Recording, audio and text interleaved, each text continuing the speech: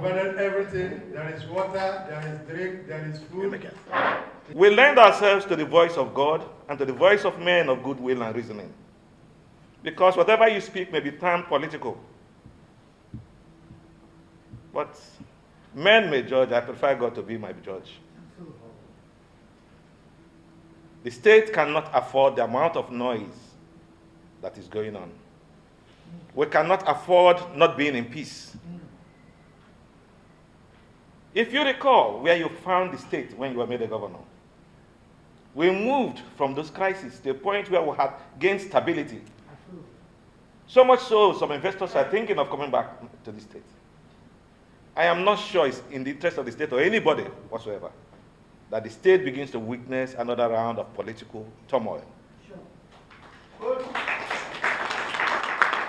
What I'm saying is that whatever is at the background of it should cease forthwith.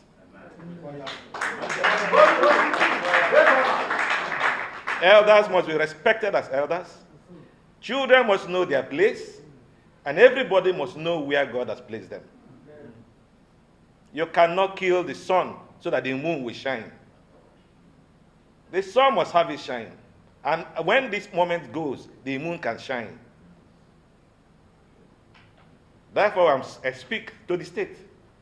And I know I'm talking to you because you're one reasonable man I admire so much.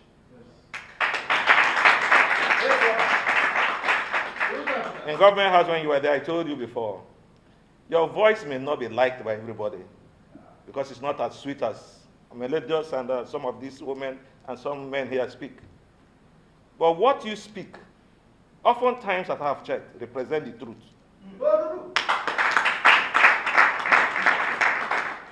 I need you, I need the state governor to please, whatever it is, can be discussed and settled. This state must move forward. Everyone must be respected.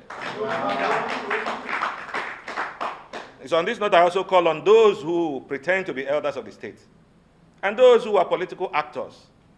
I understand that many people feed when there is crisis. They take things from here to there because it's in their nature to be so. We must have such men in society. But we can no longer afford that dance. It's a dance of the deaf and the mad. So every one of them who is a mischief maker, finding the ambers of problem, should please stop.